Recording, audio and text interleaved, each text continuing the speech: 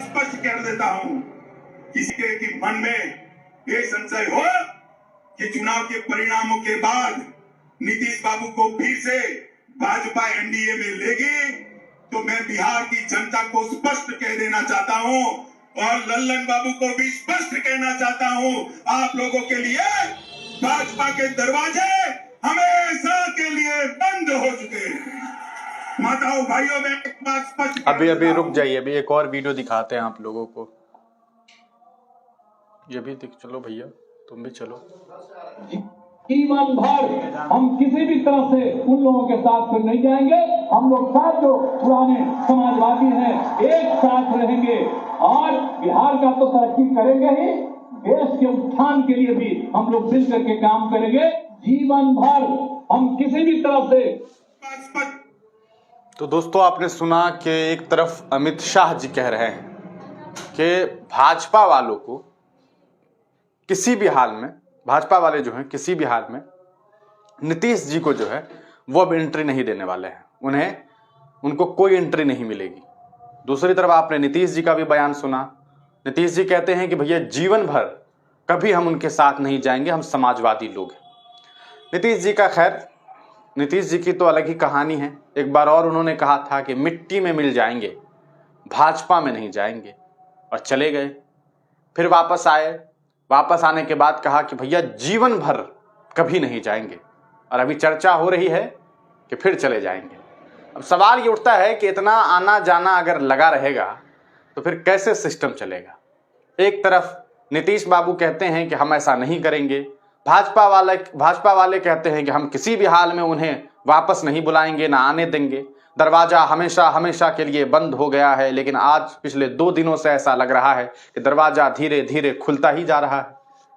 क्या हो रहा है, किस तरह से बिहार में सत्ता परिवर्तन हो जाता है, इसका अंदाजा किसी को नहीं हो पाता है। हिंदुस्तान में तमाम जो राज्य सरकारें हैं उनमें बिहार की एक अलग कहानी है। बिहार में कब किस लम्हा सत्ता परिवर्तन हो जाए ये कोई नहीं जानता है। सुबह कौन साहब मंत्री बन जाए इसके बारे में कोई नहीं जानता है। यहाँ के जो बच्चे हैं वो इस चीज को याद करते करते परेशान हैं कि बिहार के शिक्षा मंत्री कौन है, क्योंकि कब मंत्री जी बदल जाते हैं कोई ठिकाना नहीं होता है।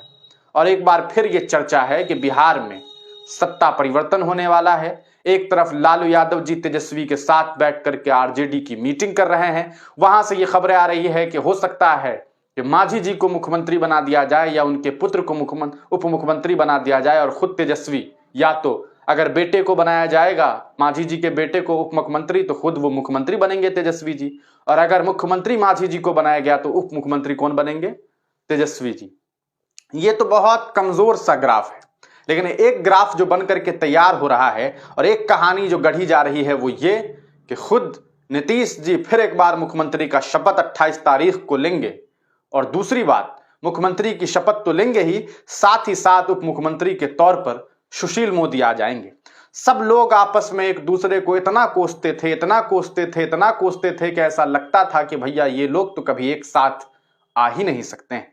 लेकिन बिहार में सरकार कब बदल जाए इसकी कोई गारंटी नहीं है, कब कौन किसके साथ मिल जाए ये कोई नहीं जानता है।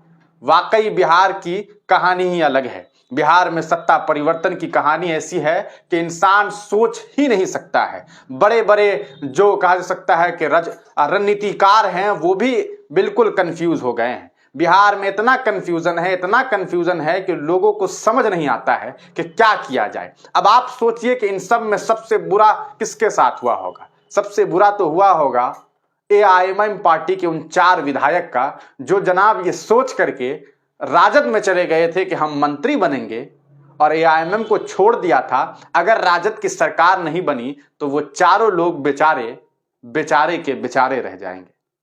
क्या नीतीश जी ने यह सोच करके सत्ता परिवर्तन करने का तो नहीं सोचा है कि उनको सांसदी में सीट कम मिलने वाला है और वो भाजपा के साथ चले जाएंगे तो हो सकता है कि 10, 12, 15 सीट उन्हें सांसद के मिल जाए, और फिर एक बार सत्ता परिवर्तन करके वापस आरजेडी के साथ आ जाएं और आकर के सरकार बना ले।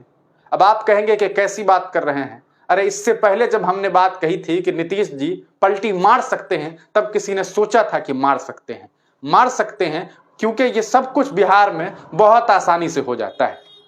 अब आप कहेंगे कि अभी सत्ता परिवर्तन तो हुआ नहीं है, लेकिन सत्ता परिवर्तन की तमाम बातें हो गई है। आज लालू यादव जी, नीतीश कुमार जी प्रोग्राम में थे, 1.5 घंटे साथ रहे, 1 मिनट तो छोड़ दीजिए, 10 सेकंड की भी आपस में बातचीत नहीं हुई। दूरी तो ऐसी थी मानो बीच में 4-5 लोग और आ जाते, खास करके AIMM के जो वो 4 विधायक है वो तो बीच में आ ही सकते थे।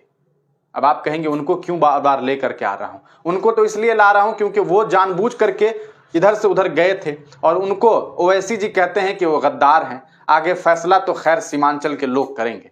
आपका इन दोनों आदमी के बयान पर क्या कुछ सोचना है और आपको क्या लगता है कि राजनीति में किसका साथ दिया जाना चाहिए? जो लोग नीतीश जी को कोस रहे थे अब वो नीतीश जी के साथ रहेंगे, जो लोग नीतीश जी के साथ थे कल को नीतीश जी को कोसेंगे। यही तो राजनीति है। पिस्ता कौन है? दोनों का जो फॉलोअर है, दोनों को जो मानने वाले लोग हैं। कल तक जो नीतीश जी के फॉलोअर थे वो बीजेपी वाले को गरिया रहे थे, अब बीजेपी वाले जो हैं वो क्या करेंगे? क्या वो नीतीश जी को गरिया पाएंगे? ऐसा नहीं होगा। सब लोग मिलजुल करके सत्ता में रहना चाहते हैं और बात इतनी सी है कि जिसकी हुकूमत है वही राजा है और यहां पर लोग हाकिम ही बने रहना चाहते हैं। चाहे भूल तेजस्वी जी से हुई हो या फिर उनकी बहना से हुई हो, मामला जो कुछ भी हो, लेकिन नीतीश जी अगर आरजेडी को छोड़ करके जा रहे हैं तो नीतीश जी का पक्ष ज्यादा मजबूत दिखाई देता है। आप तमाम लोगों का इस पर क्या कुछ सोचना है? अपनी राय कमेंट सेक्शन में जरूर दीजिएगा। तब तक के लिए दीजिए इजाजत। अपना बहुत ख्याल रखिएगा। फिर मिलेंगे किसी नई वीडियो के साथ।